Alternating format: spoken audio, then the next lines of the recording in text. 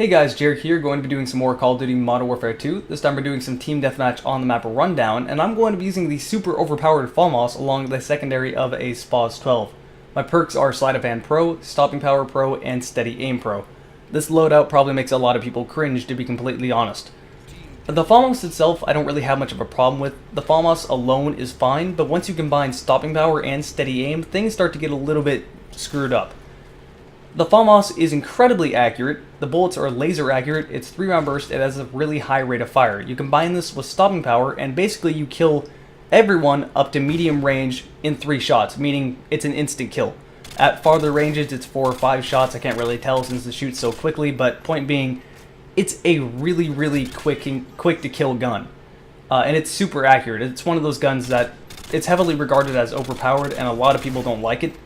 I personally myself like the Famas as a gun itself, away from video games in general, so I just wanted to use a Famas and get a video up of the Famas. I know you've all seen this before, but figured I might as well go ahead and do it, get it out of the way.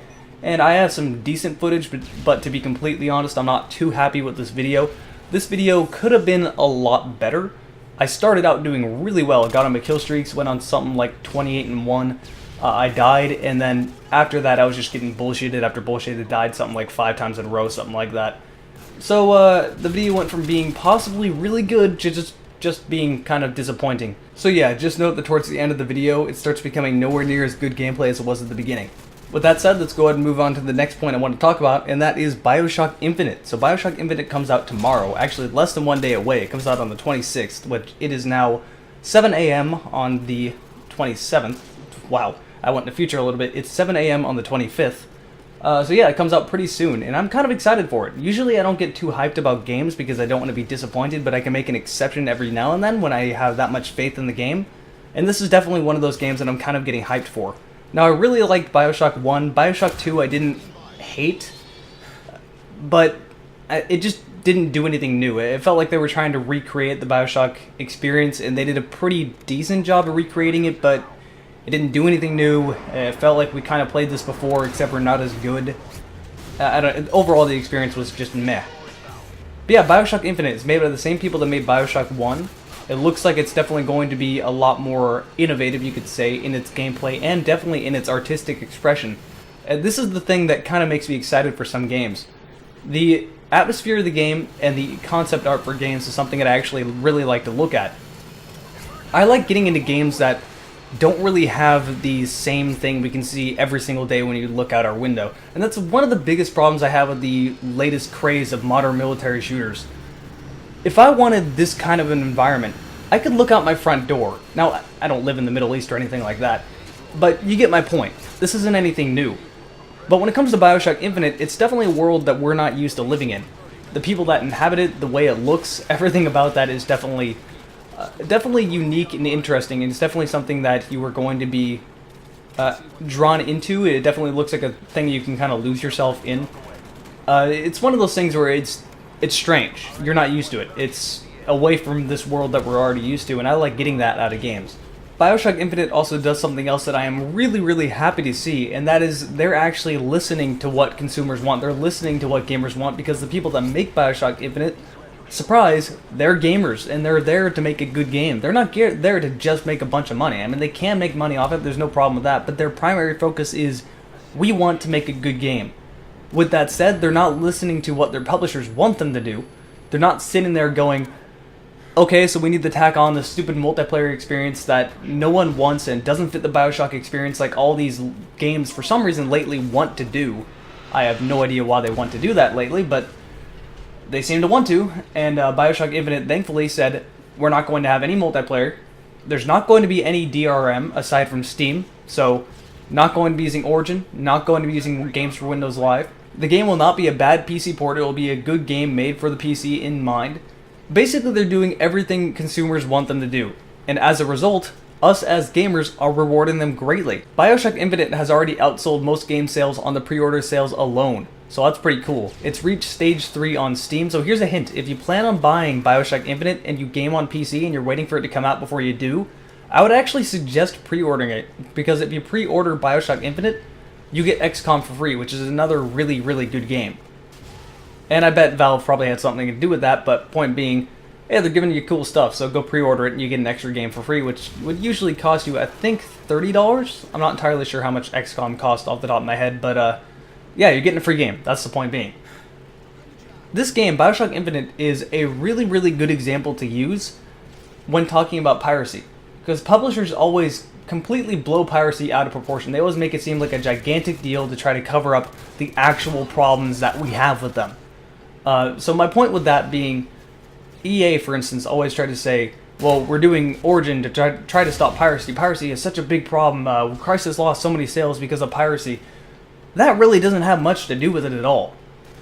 You know what you do to stop piracy? You listen to consumers. You do what BioShock did. You make a good PC port. You don't have it on a crappy, unreliable platform with no customer service.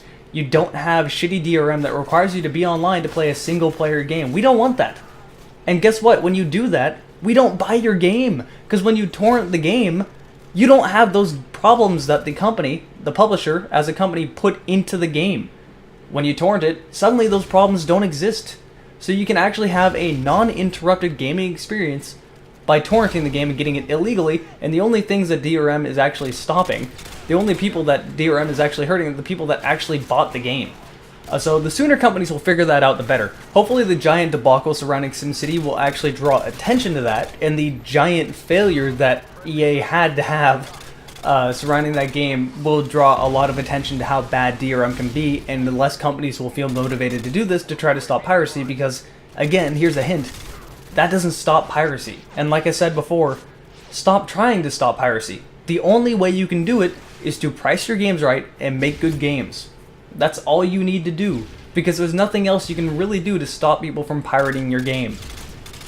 Anyway, enough about that rant that came out of nowhere. I want to talk about this map a little bit, going back onto the topic of Modern Warfare 2, since that is what I'm playing. I'm not really a big fan of this map. This is probably one of my least liked maps in this whole game. The reason being is that, as you can probably see, it is a very, very campy map. It is, in my experience, in my opinion, it has horrible map design. The reason being is that this map is separated by an empty river, or mostly empty river, and there's only 3 ways to get across this river to get to the other side of the map. And usually teams are spawned on, well, 2 sides of the map, on each side of the river. So you kind of need to get across to get around the enemy, which is the way I play. I'm very active, I'm very mobile, I tend to be very aggressive. I try to go around everyone and kill the whole enemy team instead of doing an upfront, campy, kind of long-range type thing. So I don't really like this game style, and if I wanted to get around them, and if I wanted to flank them on this map, I pretty much have to expose myself. And I have to go across one of these bridges that is somewhat difficult to do. There's no real stealth route. You can't really be stealthy in this map that well. I mean, you can, but with the way it's designed so poorly, it makes it a lot more difficult to. So yeah, I'm not really a big fan of this map. I don't like being a camping bitch. I don't like waiting and just having people pour into my bullets. I like actually having to go out and get my kills, which isn't really working too well in this part of the video. I'm getting kind of bullshitted left and right here. And that guy somehow managed to not kill this guy, but hey, hopefully I'll get another kill like that one right there. And somewhere around here, I do end up getting bullshitted by someone running through my shotgun shell. It might be right here. Shotgun to the face. Nope. Nice me through the fucking door. That's fantastic. But that would be Modern Warfare 2 in a nutshell. One thing they really, really need to change in Call of Duty, and I really do hope they will do this in the next Call of Duty release, although I really doubt they'll do it. Get rid of the knifing, or make the knifing like Battlefield 3. Make the knifing so that I have to be behind someone, or the knife does not kill them.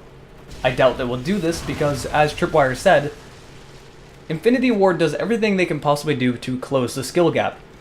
Being able to knife someone after they lit you up with bullets kind of makes it not important to aim, which is really stupid. Anyway, here's the last final kill. I did not get the last kill, but whatever, that's all fine and dandy. I ended up going 36-6, so the score looks a lot better than what it felt like when I was playing. Anyway, that's the end of this video. Hope you enjoyed it, and I'll see you later.